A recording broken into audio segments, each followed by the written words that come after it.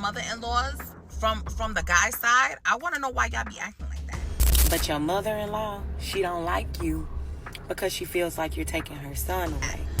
Why the mother-in-laws be acting like they want to date their sons? It's very strange. I think that they're like weirdly in love with their son. Like mothers that are creepishly obsessed with their sons are going to be toxic mother-in-laws, and you can't convince me otherwise.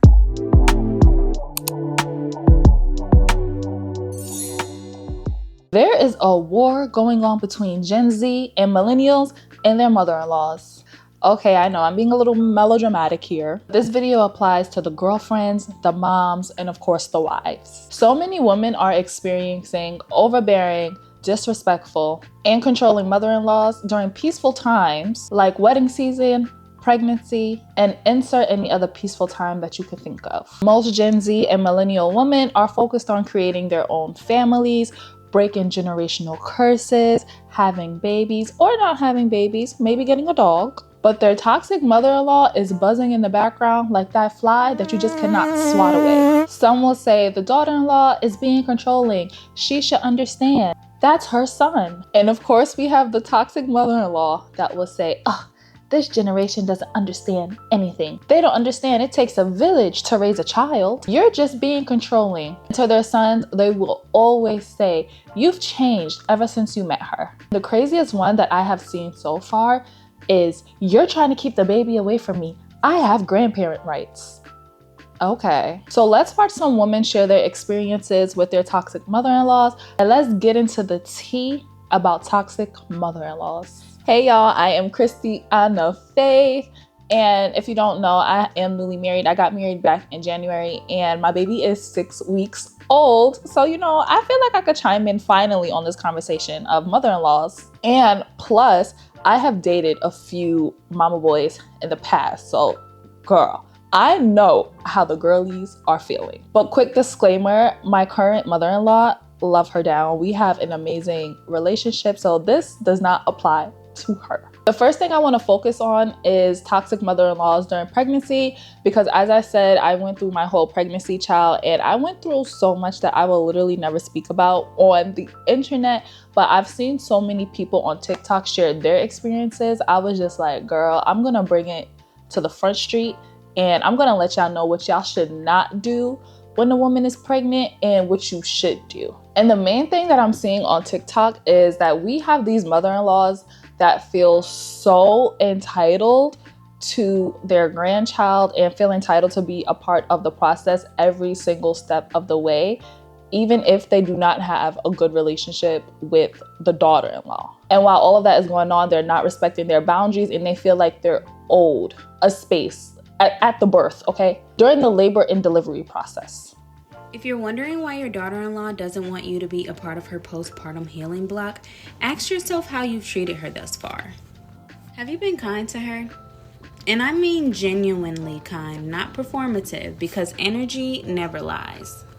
Were you actively checking in on her during the pregnancy? I mean, texting her, calling her to see if she needs anything, asking how she's doing, maybe how the prenatal visits are going, and helping out wherever or whenever you could? Have the two of you ever spent time together before there was even a baby in the picture? That's a big one for me. Do the two of you have a close relationship to where she can feel comfortable being in her most vulnerable state around you? Because essentially, this is what the postpartum period is about. Yes. Mom deserves to be around people that love and care about her. Mom deserves to be surrounded by people that she is most comfortable with. If you're not one of those people, it more than likely has to do with the relationship or lack thereof that you've established. And no, I'm not saying that you can never see the baby. What I'm saying is that from the time that they have the baby and leave the hospital, if they decide to tell you that they don't want visitors for 2 weeks or 4 weeks or whatever time that they've blocked off, but you know that her mom or sister or whomever has been at their home helping out, then these are the people that mom feels most comfortable with, supported by, and cared for during this vulnerable time. Clearly, these people are beneficial to her healing process. If you feel like, well, it's not about her, I want to see my grandbaby, I have the right. That attitude is exactly why you're not a part. See you in the general admission line. I 100% agree with everything that sis said. I feel like sometimes people forget how traumatic birth can be. Like, I get you want to see your grandchild, but like you also have to think about the person that is delivering your grandchild.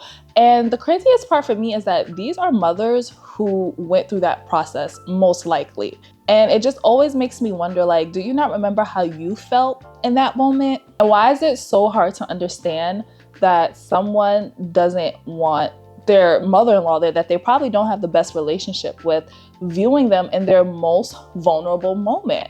If you're in a situation like that, don't let nobody bully you, especially during your pregnancy and during your postpartum journey.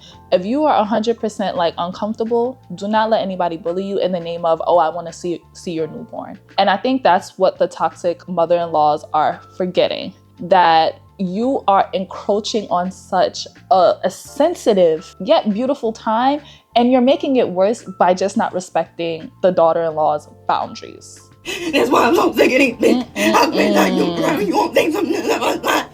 You won't say something like that. Okay, so this video says, POV, your mother-in-law is having a breakdown because you want privacy postpartum while you're healing and bonding with your baby and doesn't understand why you want your mom there. Oh my goodness, y'all. This is another huge thing that I have been seeing all over TikTok. I'm just like, what is in the buttermilk that these women do not understand?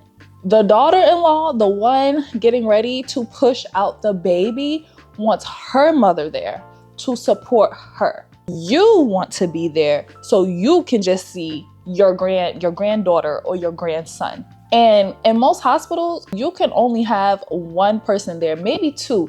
I know the hospital that I gave birth at, I was only allowed, I think, one caretaker and a doula. So I'm just like, you want her to choose between her mom that's gonna be there to support her or you. And I see another think piece online that's like, well, what about the dad? He needs support too. The dad does not need support. He does not need that much support that his mom takes precedent over the daughter-in-law's mom. The root cause for why so many new moms experience toxic family dynamics after having their baby is that these family members literally look at this new baby and think, what can this child do for me? What emotional satisfaction can this baby bring to my life? And it's very obvious to me when I hear these stories of these grandmothers requesting their 2-month-old grandchild spend the night with them, or the family members who insist on disrupting a breastfeeding relationship so they can give the baby a bottle, that these people only have selfish intentions for this child. A 2-month-old spending the night with their grandmother would benefit absolutely nobody but the grandmother. And I would even argue it's very harmful for a 2-month-old to be away from its mother all night long.